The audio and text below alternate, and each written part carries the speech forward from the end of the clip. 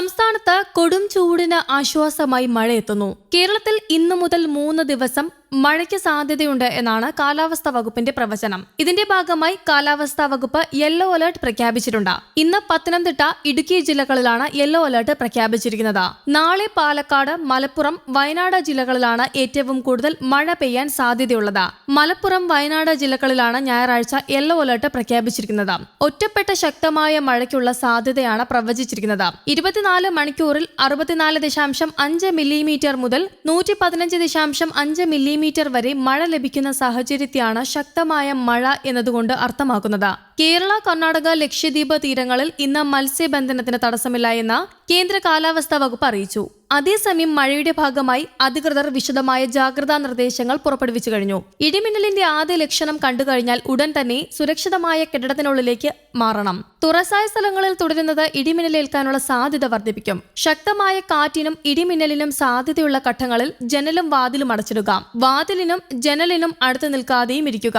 കെട്ടിടത്തിനകത്ത് തന്നെ ഇരിക്കുകയും പരമാവധി ഭിത്തിയിലോ തറയിലോ സ്പർശിക്കാതിരിക്കാൻ ശ്രമിക്കുകയും ചെയ്യണം. ഗൃഹോപകരണങ്ങളുടെ വൈദ്യുതി ബന്ധം വിച്ഛേദിക്കുക. വൈദ്യുതോപകരണങ്ങളുമായുള്ള സാമീപ്യം ഇടിമിന്നലുള്ള സമയത്ത് ഒഴിവാക്കുക. ഇടിമിന്നലുള്ള സമയത്ത് ടെലിഫോൺ ഉപയോഗിക്കുന്നത് ഒഴിവാക്കണം. മൊബൈൽ ഫോൺ ഉപയോഗിക്കുന്നത് കൊണ്ട് കുഴപ്പമില്ല. അന്തരീക്ഷം മേഘാവൃതമാണെങ്കിൽ തുറസായ സ്ഥലത്തും ടെറസിലും കുട്ടികൾ ഉൾപ്പെടെ കളിക്കുന്നത് ഒഴിവാക്കണം. ഇടിമിന്നലുള്ള സമയങ്ങളിൽ വൃക്ഷങ്ങളുടെ ചുവട്ടിൽ നിൽക്കരുത്.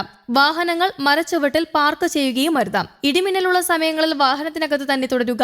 കൈകാലുകൾ പുറത്തിടാതിരിക്കുക.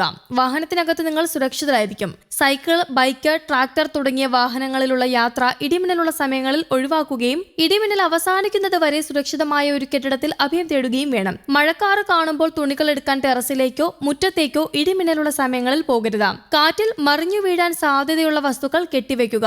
ഇടിമിന്നലുള്ള സമയങ്ങളിൽ കുളിക്കുന്നത് ഒഴിവാക്കുക. ടാപ്പുകളിൽ നിന്ന് വെള്ളം ശേഖരിക്കുന്നതും ഒഴിവാക്കുക. പൈപ്പിലൂടെ മിന്നൽ മൂലമുള്ള വൈദ്യുതി സഞ്ചരിച്ചേക്കാം. ഇടിമിന്നൽ ഉണ്ടാകുമ്പോൾ ജലാശയത്തിൽ മീൻ പിടിക്കാനോ കുളിക്കുവാനോ ഇറങ്ങുവാൻ പാടില്ല. കാർ മേഘങ്ങൾ കണ്ടു തുടങ്ങുമ്പോൾ തന്നെ മത്സ്യബന്ധനം, ബോട്ടിംഗ് തുടങ്ങിയ പ്രവർത്തികൾ നിർത്തിവെച്ച് ഉടൻ തന്നെ അടുത്തേക്കുള്ള കരയിലേക്ക് എത്താൻ ശ്രമിക്കണം. ഇടിമിന്നലുള്ള സമയങ്ങളിൽ ബോട്ടിന്റെ ഡെക്കിൽ നിൽക്കരുത്. ചൂണ്ടയിടുന്നതും വലയെറിയുന്നതും ഇടിമിന്നലുള്ള സമയങ്ങളിൽ നിർത്തിവെക്കണം. പട്ടം പറത്തുന്നത് ഒഴിവാക്കുക.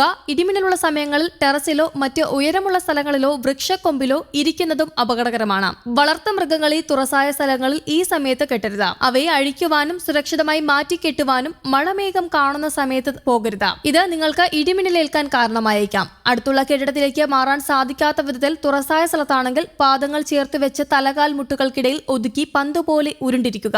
ഇടിമിന്നലിൽ നിന്നും സുരക്ഷിതമാകാൻ കെട്ടിടങ്ങൾക്ക് മുകളിൽ മിന്നൽ രക്ഷാചാലകം സ്ഥാപിക്കാം.